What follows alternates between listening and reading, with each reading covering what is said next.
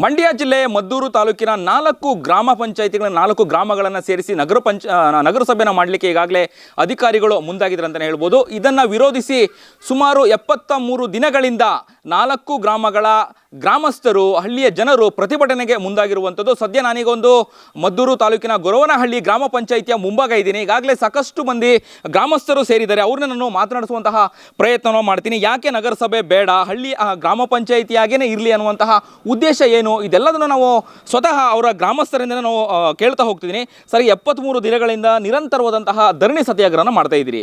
ನಗರಸಭೆ ಯಾಕೆ ಬೇಡ, ಗ್ರಾಮ ಪಂಚಾಯತಿ ಯಾಕೆ ಬೇಕು, ಏನು ಕ್ಲಾರಿಟಿ ಕೊಡ್ತಾ ಇದ್ದೀರಾ? ಗ್ರಾಮ ಪಂಚಾಯಿತಿ ನಮ್ಗೆ ಏನಕ್ಕೆ ಬೇಕು, ನಗರಸಭೆ ಏನಕ್ಕೆ ಬೇಡ ಅಂತ ಹೇಳಿದ್ರೆ, ಮುಖ್ಯವಾಗಿ ನಮ್ಮಲ್ಲಿ ಹಳ್ಳಿಯ ಬಡಜನಗಳು ಟ್ಯಾಕ್ಸ್ ಕಟ್ಟೋಕ್ಕಾಗಲ್ಲ. ಎರಡನೇದಾಗಿ ಮಕ್ಕಳಿಗೆ ಗ್ರಾಮೀಣ ಕೃಪಾಂಕ ಸಿಗಲ್ಲ. ಮೂರನೇದಾಗಿ ಹಳ್ಳಿಗಳಲ್ಲಿ ಸಿಗ್ತಕ್ಕಂತಹ ಪಂಚಾಯಿತಿಯ ಸವಲತ್ತುಗಳು ನಗರಸಭೆಯಲ್ಲಿ ಸಿಗಲ್ಲ.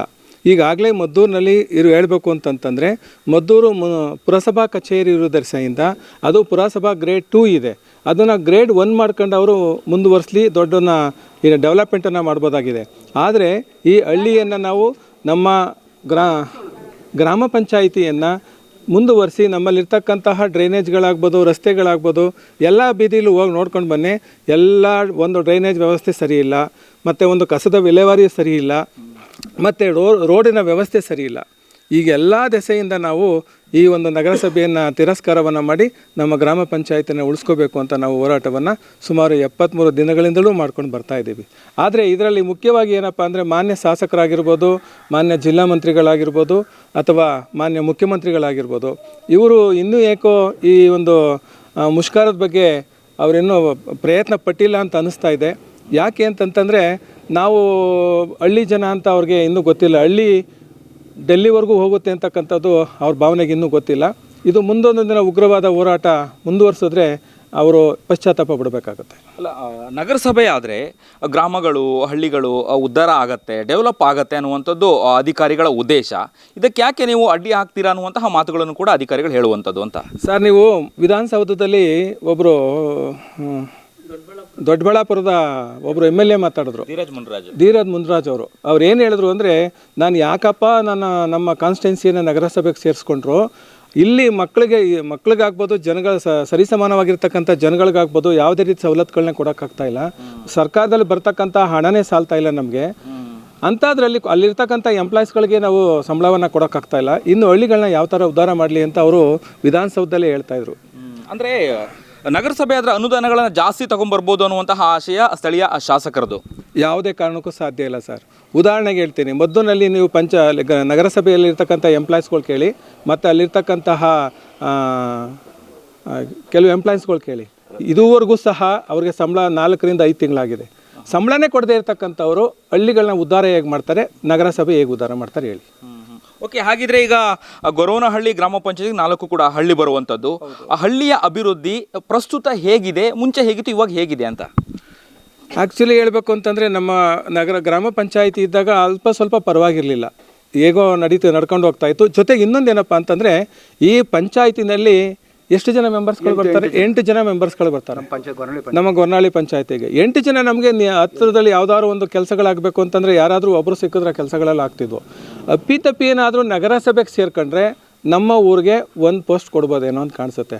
ಆ ವ್ಯಕ್ತಿನ ಹಿಡಿದ್ರೆ ನಾವು CM ಹಿಡಿಯೋದು ಒಂದೇ, ಈ ವ್ಯಕ್ತಿ ಹಿಡಿಯೋದು ಒಂದೇ, ಆ ಥರ ಹೋಗುತ್ತೆ.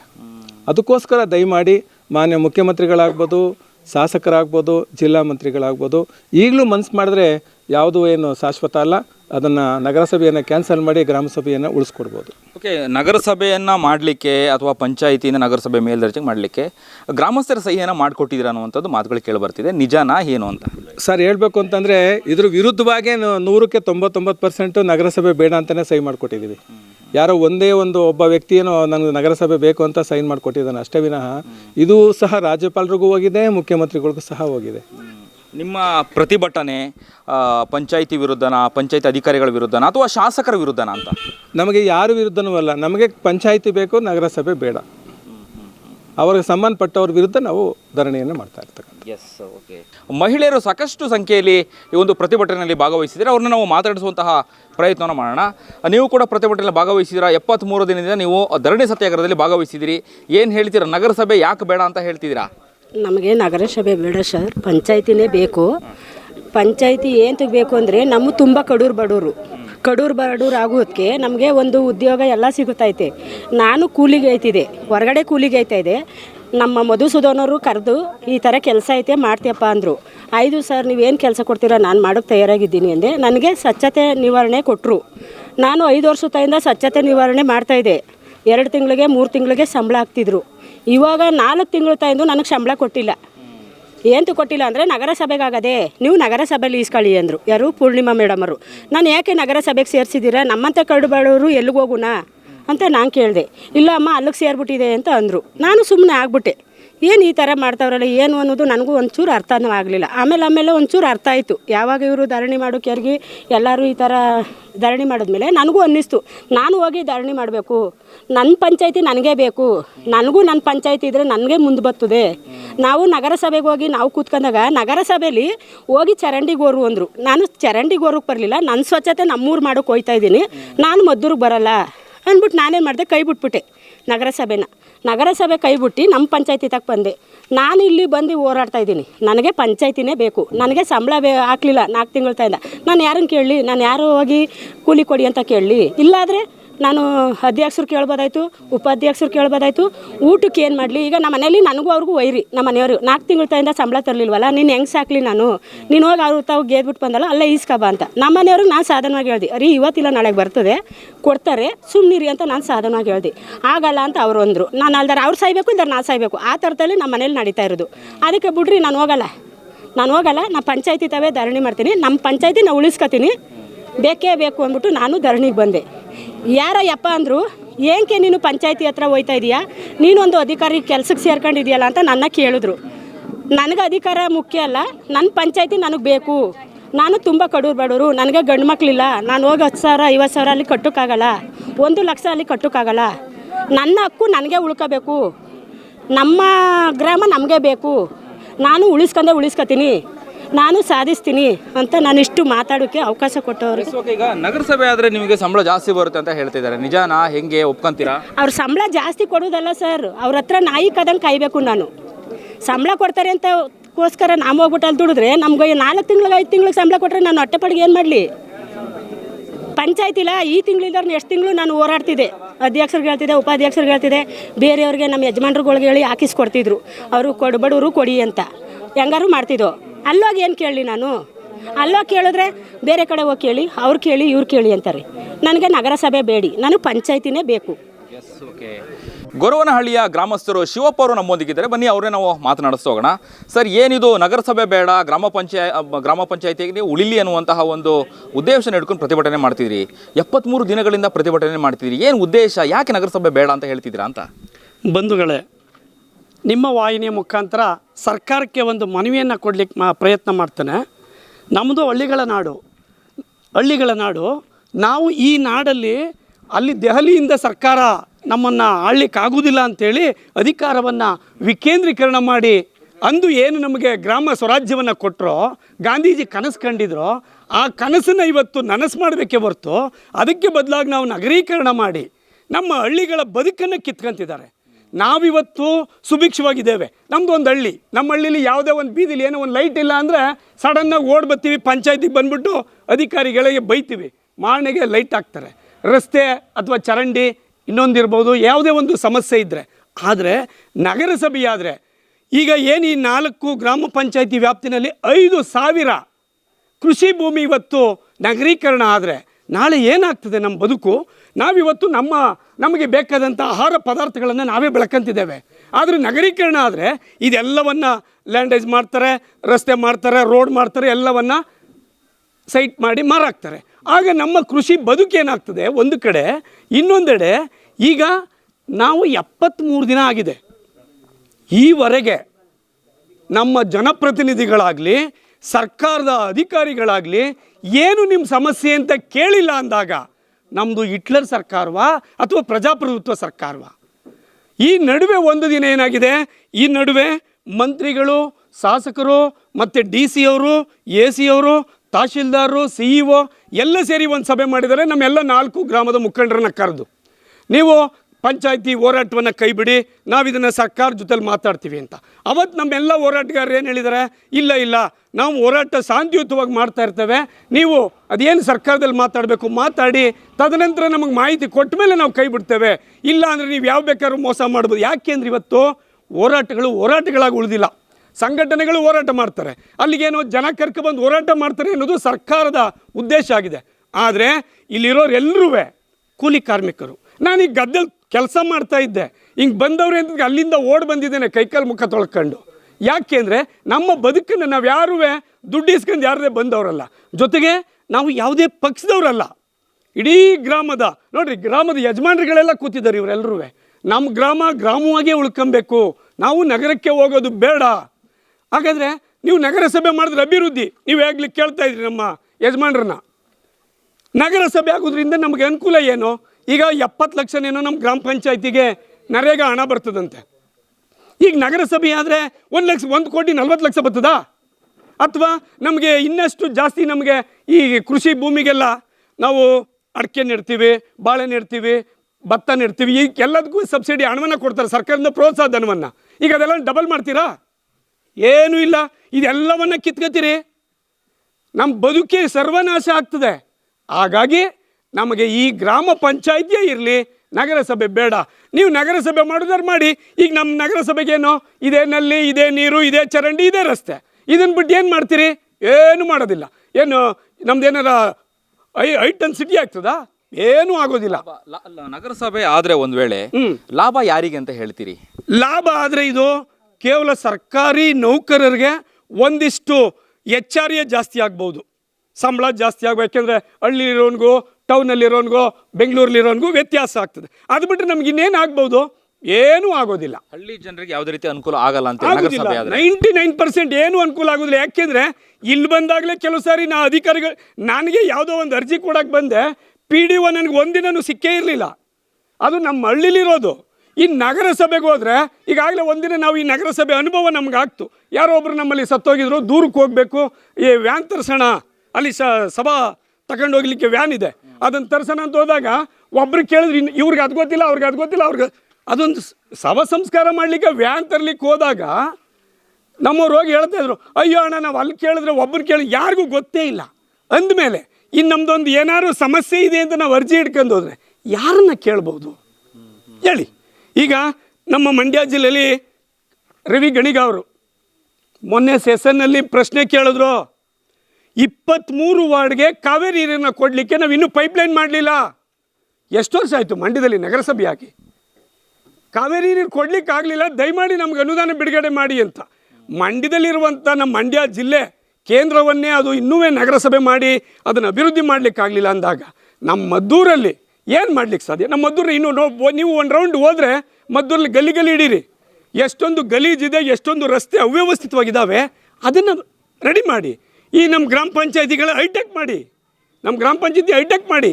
ಅದನ್ನು ಬಿಟ್ಬಿಟ್ಟು ಎಲ್ಲರೂ ತಂದು ನಗರಸಭೆ ಮಾಡ್ತೀವಿ ಅಂದ್ಬಿಟ್ಟು ಈ ನಮ್ಮ ಜಮೀನೆಲ್ಲನೇ ರೇಟ್ ಜಾಸ್ತಿ ಮಾಡಿ ಮಾರ್ಕೊಂಡು ನಮ್ಮ ಮಕ್ಕಳು ಏನಾಗಬೇಕು? ಜೊತೆಗೆ ನಾವೆಲ್ಲ ಗ್ರಾಮೀಣ, ನಮ್ಮ ಮಕ್ಕಳಿಗೆ ಗ್ರಾಮೀಣ ಕೃಪಾಂಕ ಹೋಗ್ತದೆ. ಜೊತೆಗೆ ಒಂದು 25 ಸೌಲಭ್ಯಗಳು ಬರ್ತವೆ ನೋಡಿ, ಇಲ್ಲೆಲ್ಲ ಹಾಕಿದ್ದಾರೆ ನೋಡಿ, ಇದು ಗ್ರಾಮ ಪಂಚಾಯತಿಯಲ್ಲಿ ಸಿಗುವಂಥ ಸೌಲಭ್ಯಗಳು. ಈ ಎಲ್ಲ ಸೌಲಭ್ಯಗಳನ್ನ ನಾವು ಅಲ್ಲಿ ಹೋಗಿ ನಗರಸಭೆಯಲ್ಲಿ ಕೇಳಬೇಕು ಅಂದರೆ ಸಾಧ್ಯವಾ? ಸಾಧ್ಯ ಇಲ್ಲ ಅನ್ನೋದು ನನ್ನ ವಾದ. ಓಕೆ. ಈಗ 73 ದಿನಕ್ಕೆ ಕಾಲಿಟ್ಟಿದೆ ನಿಮ್ಮ ಧರಣಿ, ಸತ್ಯಾಗ್ರಹ, ಪ್ರತಿಭಟನೆ. ಇನ್ನೆಷ್ಟು ದಿನ ಮುಂದುವರಿಸ್ತೀರಿ? ಯಾವ ನ್ಯಾಯ ಸಿಗುತ್ತೆ ಅನ್ನುವಂತಹ ಒಂದು ವಿಶ್ವಾಸ ಇದೆಯಾ? ನಗರಸಭೆಯನ್ನು ಕ್ಯಾನ್ಸಲ್ ಮಾಡಿ ಮತ್ತು ಗ್ರಾಮ ಪಂಚಾಯತಿಗೆ ಮುಂದುವರಿಸ್ತೀನಿ ಅನ್ನುವಂತಹ ಭರವಸೆಯನ್ನು ಜನಪ್ರತಿನಿಧಿಗಳು, ಇಲ್ಲಿ ಅಧಿಕಾರಿಗಳು ನಿಮಗೆ ಕೊಡ್ತಾರೆ ಅನ್ನುವಂತಹ ಒಂದು ನಂಬಿಕೆ ಇದೆಯಾ, ವಿಶ್ವಾಸ ಇದೆಯಾ? ಸರ್, ನಿಮಗೆ ಮಾತು ಹೇಳ್ತಾ ಒಂದು ಮಾತು ನಾನು ಸೈಡ್ಗೆ ಹೋಯ್ತು.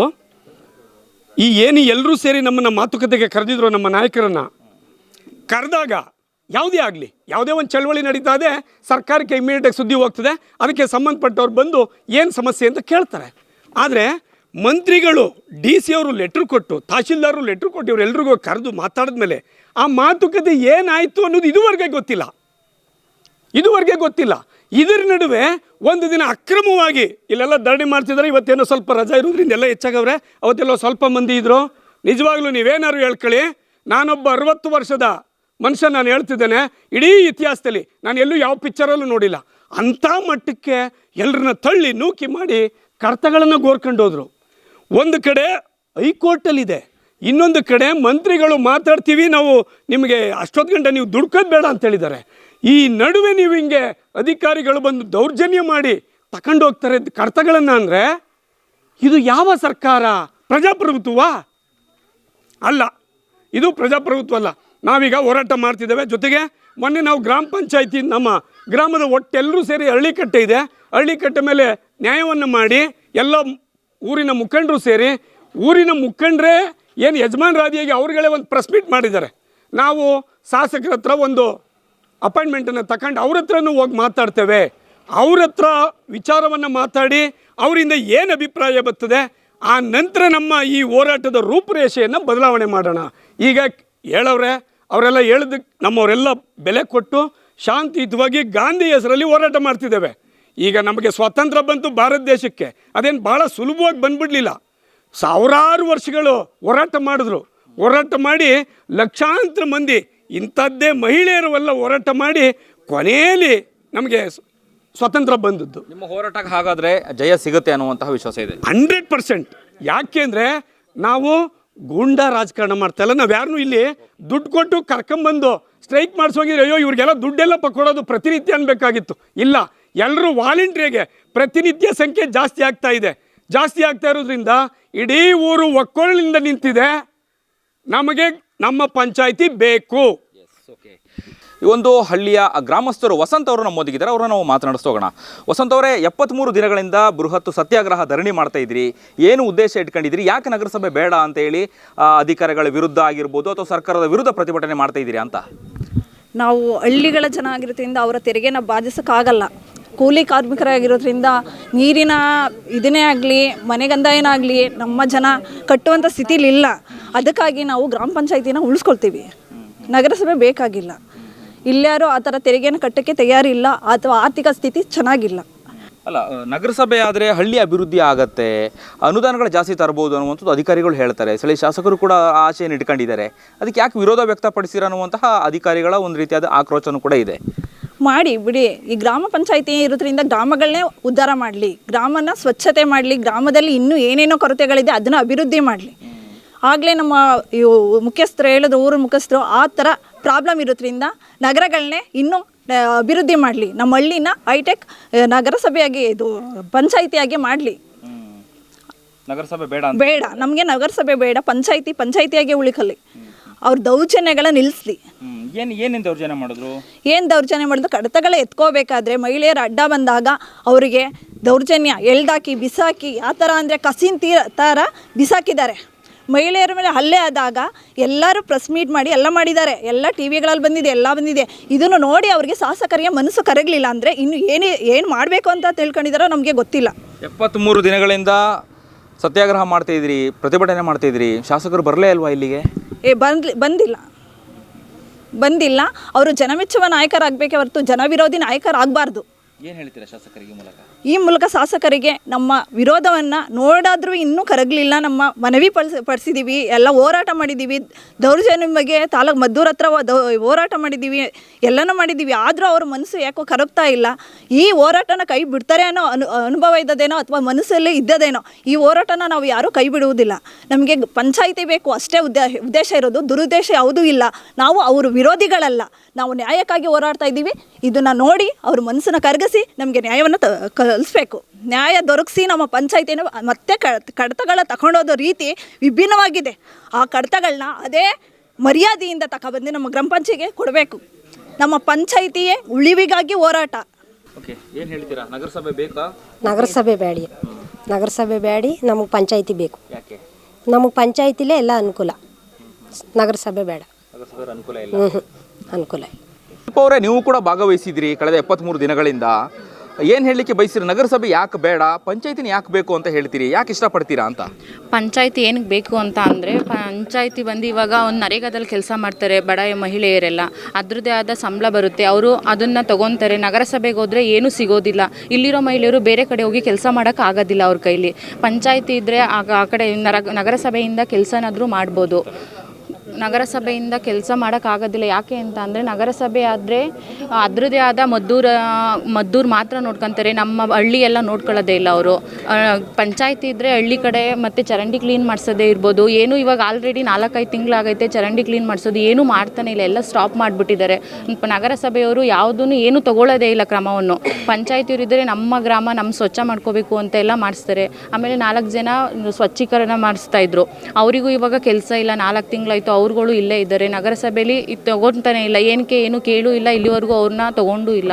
ಆ ಥರ ಆಗ್ತಾಯಿದೆ. ಆಮೇಲೆ ಮಹಿಳೆಯರೆಲ್ಲ ಸಂಘದಲ್ಲಿ ಸಾಲ ಅದು ಎಲ್ಲ ತೊಗೊಂಡಿದ್ದಾರೆ. ಅವ್ರು ತೀರಿಸ್ಬೇಕು ಅಂತಂದರೆ ಒಂದು 150 ಜನ ನರೇಗಾದಲ್ಲಿ ಕೆಲಸ ಮಾಡ್ತಾಯಿದ್ರು, ಅವರು ಇವಾಗ ಕೆಲಸಕ್ಕೆಲ್ಲೂ ಹೋಗ್ತಾ ಇಲ್ಲ, ಎಲ್ಲ ಸ್ಟಾಪ್ ಮಾಡಿದ್ದಾರೆ. ಅದು ಎಲ್ಲ ತುಂಬ ಲಾಸ್ ಆಗ್ತಾಯಿದೆ ಪಂಚಾಯತಿ ಇಲ್ಲದೆ ಇರೋದಕ್ಕೆ. ಓಕೆ, ಈಗ ನಗರಸಭೆ ಆದರೆ ಅನುದಾನಗಳು ಜಾಸ್ತಿ ಸಿಗುತ್ತೆ, ರಸ್ತೆ ಅಗಲೀಕರಣ ಆಗುತ್ತೆ ಅನ್ನುವಂಥದ್ದು ಅಧಿಕಾರಿಗಳು ಹೇಳ್ತಾರೆ. ನೀವು ಯಾಕೆ ಗ್ರಾಮ ಪಂಚಾಯತಿನ ಯಾಕೆ ಇರಲಿ ಅಂತ ಹೇಳಿ ಇಷ್ಟಪಡ್ತೀರಾ ಅನ್ನುವಂಥದ್ದು? ಗ್ರಾಮ ಪಂಚಾಯತಿ ಆದರೆ ರಸ್ತೆ ಇರ್ಬೋದು, ಚರಂಡಿ ಇರ್ಬೋದು, ಅನುದಾನ ಇರ್ಬೋದು, ಎಲ್ಲ ಸಿಗುತ್ತೆ. ನಗರಸಭೆ ಆದರೆ ಏನೂ ಸಿಗೋದಿಲ್ಲ. ಆ ಕಾರಣಕ್ಕೆ ಆ ಥರ ಹೇಳ್ತಾ ಇದ್ದೀವಿ. ಓಕೆ, ಗೌರಮ್ಮ ಭಾಳ ಮುಖ್ಯವಾಗಿ ದೌರ್ಜನ್ಯ ಮಾಡಿದ್ರು, ಪ್ರತಿಭಟನೆ ಮಾಡೋ ಸಂದರ್ಭದಲ್ಲಿ ಮಹಿಳೆಯರಿಗೆ ಹೊಡೆದ್ರು ಪೊಲೀಸ್ನವರು ಅನ್ನುವಂಥ ಒಂದು ಆರೋಪವನ್ನು ಮಾಡಿದ್ರಿ. ಏನಾಯಿತು ಅವತ್ತು ಅನ್ನುವಂಥದ್ದು? ಅವತ್ತೇನಿಲ್ಲ, ಧರಣಿ ಕೂತಿದ್ದೆ ಪೊಲೀಸ್ನವ್ರು ಬಂದಾಗೆ ಪತ್ರ ಗಿತ್ರ ಏನು ತಗೋಯ್ತೀವಿ ಅಂತ ಬರಲ್ಲ. ಅಡ್ಡಾಕೋದು ನಮ್ಮನ್ನೆಲ್ಲ ತಳ್ಬಿಟ್ಟು ಕಣ್ಮೇಲೆಲ್ಲ ಹೊಡೆದ್ಬಿಟ್ಟು ಎಲ್ಲರೂ ಎಳ್ದು ಬಿಸಾಕ್ಬಿಟ್ಟು ನಾವು ತಗೋಗೋದು ಹೇಳ್ಬಿಟ್ಟು ಒತ್ಕೊಂಡೋದ್ರು. ನಮಗೆ ಇಲ್ಲಿ ಹೊಡೆದವ್ರು ನೋಡಿ ಆರ್ಟ್ ಆಪ್ರೇಷನ್ ಆಗದೆ ಹೊಡೆದ್ಬಿಟ್ಟು ಎಲ್ಲ ಒತ್ಕೊಂಡೋದ್ರು. ಹಂಗೆ ಮಾಡ್ಬೋದು ಹೆಂಗಸ್ರುಗಳಿಗೆ, ನಮಗೆ ಮಹಿಳೆಗೆಲ್ಲ ಕೆಲಸ ಮಾಡ್ಬೋದು. ಪೊಲೀಸ್ನವರು ನಾವು ಮದುವೆಯಾಗಿ ಬಂತ 50 ವರ್ಷದಿಂದ 300 ಜನ ಪೊಲೀಸ್ ನಮ್ಮ ಗೊರ್ನಲ್ಲಿಗೆ ಯಾವತ್ತೂ ಬಂದಿಲ್ಲ. ಹೆಂಗೆ ಬಂದರು ಅವರು ಹಿಂಗೆಲ್ಲ ಬಂದಿದ್ದು ಮಾಡೋರು, ಧರಣಿ ಮಾಡೋರು ಊರಲ್ಲಿ. ಆಮೇಲೆ ಪ್ರಶ್ನೆ ಒಂದು ದಿವಸ ಅವಾಗಲೇ ಎಲ್ಲ ಬುತ್ತಿ ಕಟ್ತಾಯಿದ್ರು ಮೇಡಮರು. ಯಾಕೆ ಮೇಡಮರು ಹಿಂಗೆ ಬುತ್ತಿ ಕಟ್ತಾ ನಿಮ್ಮ ಅಪ್ಪಂದೇ ಪಂಚಾಯತಿ, ನಾವು ಬುತ್ತಿ ಕಟ್ಕೊಳ್ಳಿ, ನೀನು ಓದಲಿಲ್ಲ, ನಿನಗೂ ಅದಕ್ಕೆ ಸಂಬಂಧ ಇಲ್ಲ ಅಂತ ಕೇಳ್ಬೋದು. ಹಂಗೆಲ್ಲ ಅಂದ್ಲು. ಆಮೇಲೆ ನಾನು ಹೆಣಕ ಸೈತೀನಿ ನಗರಸಭೆ ಆದರು ಅಂತೂ ಹೇಳಿದೆ ನಾನು. ನಮ್ಮ ಮಾತು ಏನು ಬೆಲೆ ಮಾಡಿಕಲ್ಲ, ಯಾವ DC ತಕ್ಕೆ ಹೋಗು, ನನ್ನ ಅಧಿಕಾರ ಅದೇ, ನಾವು ಓದಿವ್ನಿ ಅಂದ್ಲು. ಹಿಂಗೆ ನಗರಸಭೆ ಮಾಡಿದ್ರೆ ನಾವು ಬಡವರು ನಮ್ಮೂರಲ್ಲಿ ಏನು ಮಾಡಿದ್ರು ನಮ್ಮ ಮಹಿಳೆಗಳೆಲ್ಲ ಹೇಳಿ ಸರ್ ನೀವು. ಅಲ್ಲ, PDO ಏನು ಹೇಳ್ತಾರೆ ನಿಮ್ಮೊಂದಿಗೆ, ಏನು ಮಾತಾಡ್ತಾರೆ? ಓದಲಿಲ್ಲ, ನಿನ್ಗೆ ವಿದ್ಯಾಭ್ಯಾಸ ಇಲ್ಲ, ನಾನು ನಗರಸಭೆಗೆ ಒಳ್ಳೆ ಹೊಡೆದು ನಂಗೆ ಸೈನ್ ಹಾಕು ಅಂತ ಘಟನೆ ಮಾಡೋಳೆ. ನೀನು ಓದಲಿಲ್ಲ, ಮಾತಾಯ್ತರು ಓದಲಿಲ್ಲ, ನಾನು DC ತಕ್ಕ ಹೋಗ್ತೀನಿ, ನೀವು ಹೋಗ ಅಲ್ಲಿಗೆ, ಅದೇನು ಮಾಡ್ಕೊಂಡೆ ಮಾಡ್ಕೊ ಅಂತು. ನಗರಸಭೆ ಇದು ಗ್ರಾಮ ಪಂಚಾಯತಿ ಇದು ಮಾಡಲಿಲ್ಲ, ನಗರಸಭೆ ಮಾಡ್ತೀನಿ ಅಂತ. ನಾನು ನಗರಸಭೆ ಮಾಡೋದು ನೆಣಕತ್ತೀನಿ ಅನ್ನಕ್ಕೂ ಒಂದೇ ಅಂದರು. ಅವಳು ಗ್ರಾಮ ಸಭೆಗೆ ಸೇರಿಸಿ ಯಾರೂ ಸೈನ್ ಹಾಕಲ್ಲ ಬೇಕಾದಾಗ ಹೇಳು ಅರ್ಧಾರ್ಥದಲ್ಲಿ ಇದು ಮಾಡ್ಕೊಂಡು. ಅಲ್ಲ, PDO ಒತ್ತಾಯಪೂರ್ವಕವಾಗಿ ಸೈನ್ ಹಾಕ್ಸ್ಕೊಳ್ತಾ ಇದ್ದಾರೆ ಅನ್ನೋದು ಆರೋಪ ಇದೆ. ನಿಮಗೇನಾದರೂ ಒತ್ತಾಯ ಮಾಡಿದ್ರಾ, ಸಹಿ ಹಾಕಿದ್ರಾ? ಸೈನ್ ಹಾಕಲಿಲ್ಲ ಸರ್, ಹಂಗಂತದ್ರಲ್ಲಿ ಜಗಳ ಆಗಿ ಮಾಮೂಲಿ ಸೈನ್ ಮಾಡಿಸ್ಕೊಂಡ್ಮೇಲೆ ತಾನು ಮಾಡ್ಕೊಂಡವಳದ. ನಾವು ಸೈನ್ ಮಾಡಲ್ಲ, ಮೀಟಿಂಗಲ್ಲಿ ಸೈನ್ ಮಾಡಿರೋದು ಅದನ್ನ ಉಪಯೋಗಿಸ್ಕೊಂಡು. ನಿಮಗೆ ಏನಂತ ಹೇಳಿದ್ರು PDO? ನಗರಸಭೆ ನಮ್ಗೆ ಬೇಡ ಅಂತ, ನಗರಸಭೆ ಅದು ಆಯ್ತದೆ ಎಂದು ನಾವು ಮಾಡೋದಿಲ್ಲ ಮೇಡಮ್ ಅಂತ ಜಗಳ ಆಯ್ತು ಅವ್ರಿಗೂ ನಮಗೂ. ಜಗಳ ಆಗಿ ನಿಮ್ಮ ಅಪ್ಪಂದೇ ಪಂಚಾಯತಿ ಅಂತ ಅವಾಗಲೇ ಕೇಳೋದು. ನಾನು ಹೆಣಕತ್ತೀನಿ ಅನ್ನಕ್ಕೂ ಒಂದೇ ಅಂದ್ರೆ, ನೀವು ಓದಲಿಲ್ಲ, ನೀವು ಕೇಳುವಷ್ಟು ಅಧಿಕಾರ ಇಲ್ಲ, ಅಂಥ ಅಧಿಕಾರ ಅದೇ ಅನ್ಬೋದು ಅವಳಮ್ಮ. ಫಸ್ಟೇ PDO ಮಧ್ಯಾಹ್ನ ಆಗಿದ್ದಾಗ ಯಾರು ಒಂದು ಮಾತಾಡಿಲ್ಲ, ಇವಳು ನಂದೇ ನಡೀತದೆ ಅಂತ ಒಬ್ರಿಗೂ. ನಮ್ಮ ಹೇಳೋದು ಕೆಲಸ ಏನೂ ಇಲ್ಲ, ಇವಳು ಹೇಳೋದು ಕೆಲಸ ಮಾಡಬೇಕು. ಓಕೆ, ಇದಿಷ್ಟು ಗೊರವನಹಳ್ಳಿ ಗ್ರಾಮ ಪಂಚಾಯತಿಯ ಮಾಜಿ ಅಧ್ಯಕ್ಷೆಯಾಗಿದ್ದಂತಹ ಗೌರಮ್ಮ ಅವರ ಮಾತು. ನಮ್ಮೊಂದಿಗೆ ಮಹಿಳಾ ಘಟಕದ ಅಧ್ಯಕ್ಷರು ಗೌರಮ್ಮ ಅವರಿದ್ದಾರೆ, ಅವರನ್ನು ನಾವು ಮಾತನಾಡಿಸೋಣ. ಗೌರಮ್ಮ ಅವರು, ನೀವು ಈ ಭಾಗದ ಅಂದರೆ ಗೊರವನಹಳ್ಳಿಯ ಈ ಒಂದು ಗ್ರಾಮ ಪಂಚಾಯತಿ ಸೇರುವಂತಹ ಮಹಿಳಾ ಘಟಕದ ಅಧ್ಯಕ್ಷರಿದ್ದೀರಿ. ನೀವು ಯಾಕೆ ನಗರಸಭೆ ಬೇಡ, ಗ್ರಾಮ ಪಂಚಾಯತಿಯಾಗಿಯೇ ಯಾಕೆ ಉಳಿಲಿ ಅಂತೇಳಿ ಪ್ರತಿಭಟನೆ ಮಾಡ್ತಾ ಇದ್ದೀರಾ ಅಂತ? ನಮಗೆ ಗ್ರಾಮ ಪಂಚಾಯತಿಯಿಂದ ಅನುಕೂಲ ಇದೆ, ನಗರಸಭೆಯಿಂದ ಅನಾನುಕೂಲ ಇದೆ. ಅದರಿಂದ ನಾವು ಮಾಹಿತಿಗಳನ್ನು ಆಗಲೇ ಬರೆದು ಅಲ್ಲಿ ಹಾಕಿದ್ದೀವಿ. ಅದನ್ನು ಗ್ರಾಮ ಪಂಚಾಯತಿಲಿ ಅದು ನಮಗೆ ಭಾರಿ ಉಪಯೋಗ ಇದೆ. ನಮ್ಗೆ ನಗರಸಭೆ ಆದರೆ ಅಷ್ಟೊಂದು ಇರಲ್ಲ. ಅದಕ್ಕೋಸ್ಕರ ನಾವು ಗ್ರಾಮ ಪಂಚಾಯತಿನ ಇರಲಿ ಅಂತ ನಾವು ಹೋರಾಟ ಮಾಡ್ತಾಯಿದ್ದೀವಿ. 73 ದಿವಸದಿಂದ ಹೋರಾಟ ಮಾಡ್ತಾಯಿದ್ದೀವಿ. ನಮ್ಗೆ ಗ್ರಾಮ ಸಭೆನೇ ಬೇಕು ಸರ್. ಅಲ್ಲ, ಏನು ನಗರಸಭೆ ಮಾಡಿದ್ರೆ, ನಗರಸಭೆ ಮೇಲ್ದರ್ಜೆಗೆ ಇರಿಸಿದ್ರೆ ಹಳ್ಳಿ ಅಭಿವೃದ್ಧಿ ಆಗುತ್ತೆ, ಅನುದಾನ ಜಾಸ್ತಿ ಬರುತ್ತೆ ಅಂತೇಳಿ ಹೇಳ್ತಾರೆ. ಆದರೆ ನೀವು ಅದಕ್ಕೆ ವಿರುದ್ಧವಾಗಿ ಪ್ರತಿಭಟನೆ ಮಾಡ್ತಾ ಇದ್ದೀರಾ ಅಂತೇಳಿ ಅಧಿಕಾರಿಗಳು ಹೇಳುವಂಥದ್ದು ಸುಳ್ಳು ಸರ್. ಅದು ನಮ್ಮ ಹಳ್ಳಿಗಳಲ್ಲಿ ನಾವು ಇಲ್ಲೆಲ್ಲ ಕೂಲಿ ಕಾರ್ಮಿಕರೇ ಜಾಸ್ತಿ ಇರೋರು. ಆದ್ದರಿಂದ ಏನು ನಾವು ಕಟ್ಟೋಕ್ಕಾಗಲ್ಲ. ನೀರಿಂದು ಕಂದಾಯ ಆಗ್ಬೋದು, ಮನೆ ಕಂದಾಯ ಆಗ್ಬೋದು, ಯಾವುದೇ ಖಾಲಿ ಸೈಟಿನ ಕಂದಾಯ ಆಗ್ಬೋದು, ನಮ್ಮಲ್ಲಿ ಅಷ್ಟು ಅನುಕೂಲ ಇಲ್ಲ. ಗ್ರಾಮ ಸಭೆ ಆದರೆ ನಮಗೆ ಅನುಕೂಲ, ನಗರಸಭೆ ಆದರೆ ಅನಾನುಕೂಲ. ಓಕೆ, ಪ್ರತಿಭಟನಾ ಸ್ಥಳಕ್ಕೆ ಯಾರೆಲ್ಲ ಬಂದಿದ್ದಾರೆ, ನಿಮ್ಮ ಸಮಸ್ಯೆನ ಯಾರೆಲ್ಲ ಆಲಿಸಿದ್ದಾರೆ ಇದುವರೆಗೆ ಅಂತ ಹೇಳಿ? ಅದೇ ಮಾಮೂಲಿ ಈಗ DC ತಮ್ಮಣ್ಣವ್ರು ಬಂದಿದ್ದರು, ಇವರು ನಿಖಿಲ್ ಕುಮಾರಸ್ವಾಮಿ ಅವ್ರು ಬಂದಿದ್ದರು, ಅಶೋಕ್ ಅವರು ಬಂದಿದ್ದರು, ಸ್ವಾಮಿ ಅಣ್ಣವ್ರು ಬಂದಿದ್ದರು. ಈ ಥರ ನಾವು ಇದ್ದೀವಿ, ನಿಮ್ಮ ಹೋರಾಟಕ್ಕೆ ಬೆಂಬಲ ಕೊಡ್ತೀವಿ ಅಂತ ಹೇಳಿದ್ದಾರೆ ಅವರು. ಯಾರು ಬರಬೇಕಾಗಿತ್ತು ಪ್ರತಿಭಟನಾ ಸ್ಥಳಕ್ಕೆ? ಯಾರನ್ನ ನಿರೀಕ್ಷೆ ಮಾಡ್ತಾ ಇದ್ದೀರಾ ನೀವು? ನಾವು ಮಾಮೂಲಿ ಸಚಿವರು ಬರಬೇಕಾಯಿತು. ಸಚಿವರು ಬರಲಿಲ್ಲ, ಆಮೇಲೆ ಇವರು ಶಾಸಕರು ಬರಬೇಕಾಗಿತ್ತು. ಬಂದು ನಮಗೆ ನಿಮ್ಮ ಇದು ಯಾವ ರೀತಿ ಕಷ್ಟ ಇದೆ, ನಿಮಗೆ ಗ್ರಾಮ ಪಂಚಾಯತಿ ಇದ್ದರೆ ಹೇಗೆ, ನಗರಸಭೆ ಇದ್ದರೆ ಹೇಗೆ, ಅನುಕೂಲ ಯಾವುದು ಅನಾನುಕೂಲ ಯಾವುದು ಅಂತ ನಮ್ಮನ್ನು ಕೇಳಬೇಕಾಗಿತ್ತು ಅವರು. ಆ ರೀತಿ ಮಾಡಿಲ್ಲ. ಎಲ್ಲಿವರೆಗೆ ನಿಮ್ಮ ಹೋರಾಟ ಮುಂದುವರಿಯುತ್ತೆ ಮುಂದಿನ ದಿನಗಳಲ್ಲಿ ಅಂತ? ನಮಗೆ ಗ್ರಾಮ ಸಭೆ ಸಿಗುವವರೆಗೆ ಹೋರಾಟ ಇದೆ ಸರ್, ಅದರಲ್ಲಿ ಏನು ಎರಡು ಮಾತಿಲ್ಲ. ನಾವು ಹೋರಾಟ ಮಾಡ್ತೀವಿ. ನಗರಸಭೆ ಬೇಡ, ನಗರಸಭೆ ಬೇಡ, ಗ್ರಾಮ ಪಂಚಾಯತಿ ಬೇಕು ಅಂತ ನಾವು ಹೋರಾಟ ಮಾಡ್ತೀವಿ ಸರ್. ಇದಿಷ್ಟು ಗೊರವನಹಳ್ಳಿ ಗ್ರಾಮ ಪಂಚಾಯತಿಗೆ ಸೇರುವಂತಹ ಮಹಿಳಾ ಘಟಕದ ಅಧ್ಯಕ್ಷೆಯಾದಂತಹ ಗೌರಮ್ಮ ಅವರ ಮಾತುಗಳಾಗಿತ್ತು. ಒಟ್ಟಾರೆಯಾಗಿ ಗೊರವನಹಳ್ಳಿಯ ಗ್ರಾಮ ಪಂಚಾಯತಿನ ನಾವು ನಗರಸಭೆ ಆಗಲಿಕ್ಕೆ ಬಿಟ್ಕೊಡಲ್ಲ ಅನ್ನುವಂತಹ ದಿಟ್ಟ ನಿರ್ಧಾರವನ್ನು ಈ ಭಾಗದ ಗ್ರಾಮಸ್ಥರು, ಮಹಿಳೆಯರು ಎಲ್ಲರೂ ಕೂಡ ತಮ್ಮ ನಿಲುವನ್ನು ವ್ಯಕ್ತಪಡಿಸಿರುವಂಥದ್ದು. ಕ್ಯಾಮ್ರಾ ಪರ್ಸನ್ ಅಭಿಲಾಷ್ ಜೊತೆ ಅಭಿಜಿತ್ ಗಣೇಶ್, ಕರ್ನಾಟಕ ಟಿವಿ, ಮದ್ದೂರು. ನೀವು ಸಣ್ಣ ಆಗಬೇಕಲ್ವಾ? ಅದು ಒಂದು ಉತ್ತಮ ಆಹಾರದಿಂದ ಸಣ್ಣ ಆಗಬೇಕಲ್ವಾ? ಪ್ರತಿದಿನ ನಮ್ಮ ಜೀನಿ ಸ್ಲಿಮ್ನ ಯೂಸ್ ಮಾಡಿ ಯಾವುದೇ ಸೈಡ್ ಎಫೆಕ್ಟ್ ಇಲ್ದಂಗೆ ನೀವು ಸಣ್ಣ ಆಗ್ತೀರಾ.